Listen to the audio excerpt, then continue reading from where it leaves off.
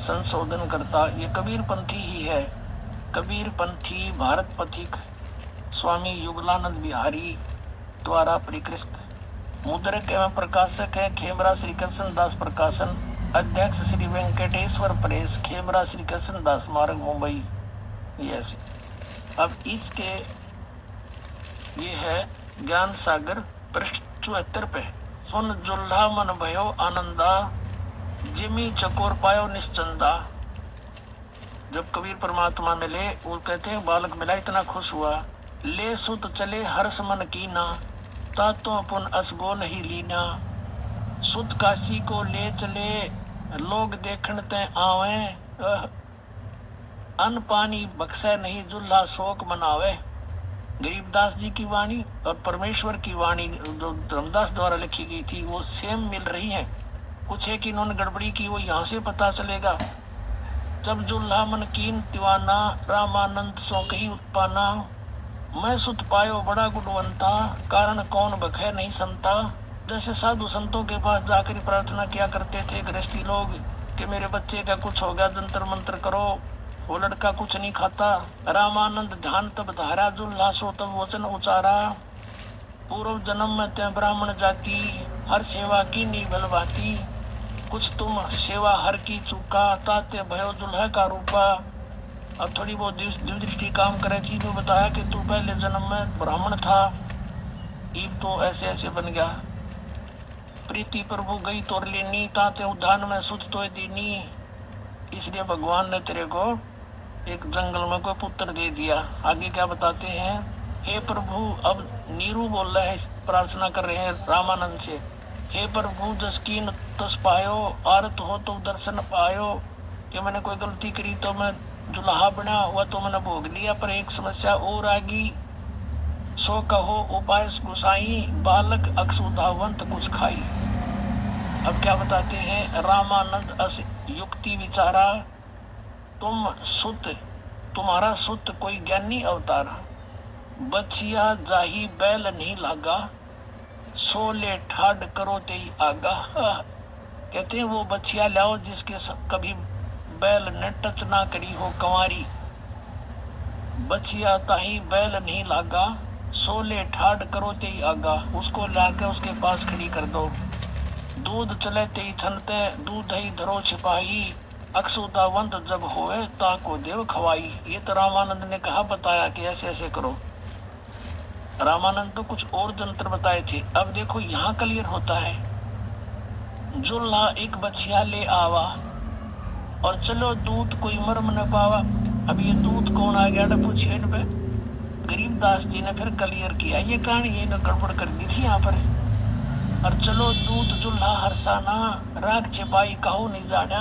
अब यहाँ हम इतना ही लेंगे। अब इन्होंने कहा है कि चला दूत कोई मरम नहीं पावा। दूत कौन था वो? गरीबदास साहिब ने इसका अच्छा वर्णन दिया है।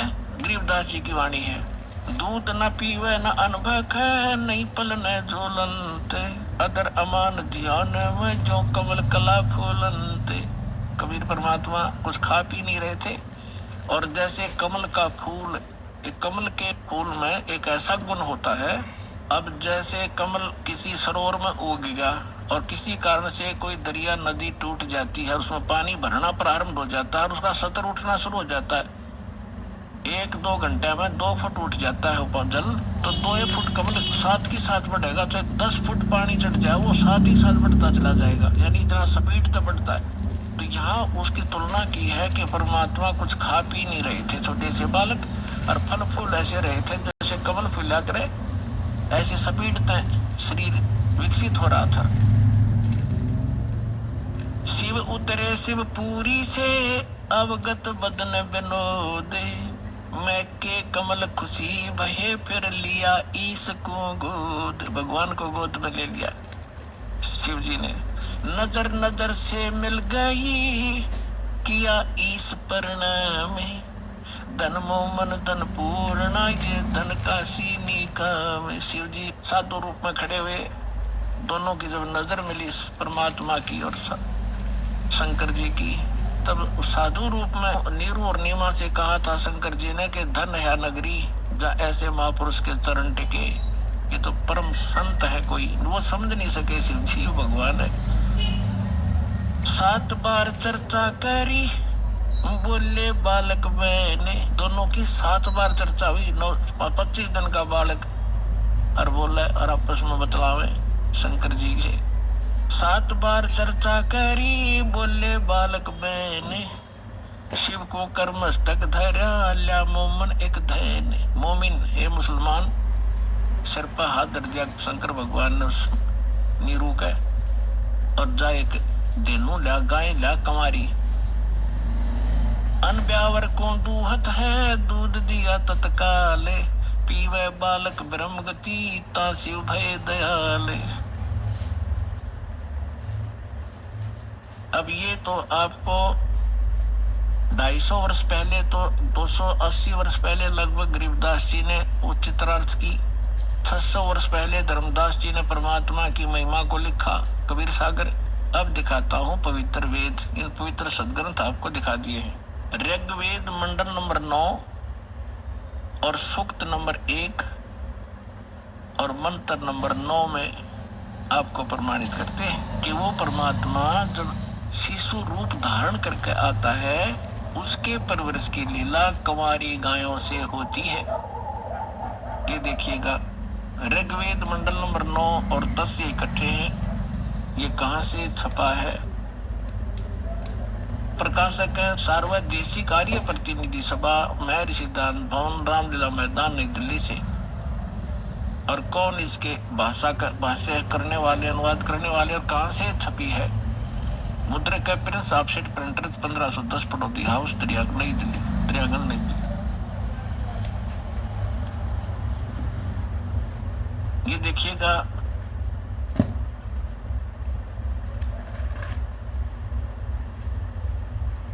ऋग्वेद मंडल नंबर 9 और सूक्त नंबर 1 है, और इसका मंत्र नंबर ये 9 है। इसमें अभी अधन्या, अभी इमम अधन्या, उत्सृणति धेनव, धेनो माने गौवे, शिशु माने उस शिशु रूप में प्रकट परमात्मा को। सोम इंद्राय पातवे, सोम माने अमर पुरुष। अब इसमें क्या अनुवाद किया है कि उस सोम माने अमर पुरुष, या सोम माने इन्होंने, अब पे देखो ये ऋग्वेद मंडल नंबर 9 का सूक्त 1 का मंत्र 1 है। इसमें सोम शब्द है। सोम माने सोम स्वभाव परमात्मन, सोम माने परमात्मा, इन्हीं के शब्दों में। अब यहाँ लेते फिर आते। अब हम ऋग्वेद मंडल नंबर 9 सूक्त 1 मंत्र 9 में आगे हैं। ये ऋग्वेद मंडल नंबर 9 सूक्त 1 और मंत्र 9।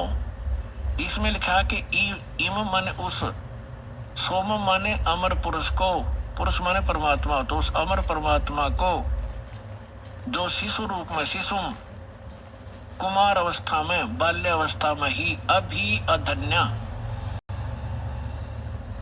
अभी माने पूर्ण, सब प्रकार से पूर्ण रूप से, अधन्या माने बिना धनाई, जो जिसको बैल ने टच ना किया हो, अभी अधन्या। हमारे यहाँ हरियाणा के अंदर, हमारे यानी क्षेत्रीय भाषा में यूं कहा करते कि ये गायें बिना धनाई है, अधन्या। बिना धनाई माने ये इसको बैल ने टच नहीं किया है, सांड ने, और ये मतलब बिना धनाई है। तो यहाँ वही है अभी अधन्या। अभी माने पूर्ण, सब प्रकार से, कंप्लीट इन ऑल रिस्पेक्ट, यानी कंवारी। अभी अधन्या माने कंवारी। ये देखिए, उस सोम स्वभाव, सोम माने अमर पुरुष को, शिशु माने जो शिशु रूप में प्रकट होता है, उसकी अभी अधन्या, सब प्रकार से, अधन्या माने इन कर दिया अहिंसनीय। ये खा कर अर्थ है इनका। दैनो माने गौवे, गौवे तृप्त करती हैं, ओए होए, तृप्त करती उस परमात्मा को। जो परमात्मा अमर पुरुष शिशु रूप धारण करके आता है, उनके परवरिश की लीला, ये समझो अभी अधन्या कंवारी गायों गौओं के द्वारा होती है, वो उसको तृप्त करती हैं। अब इससे क्या सिद्ध हुआ?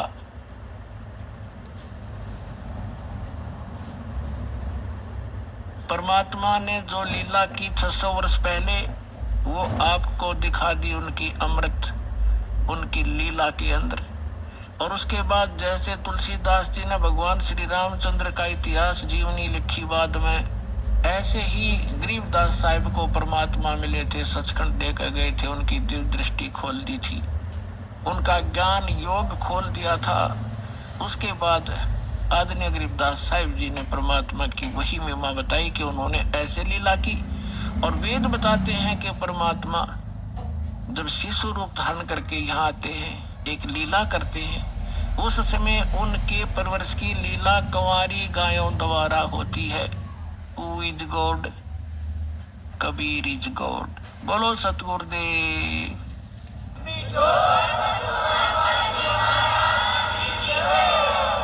अभी आपने सुने संत रामपाल जी महाराज के मंगल प्रवचन।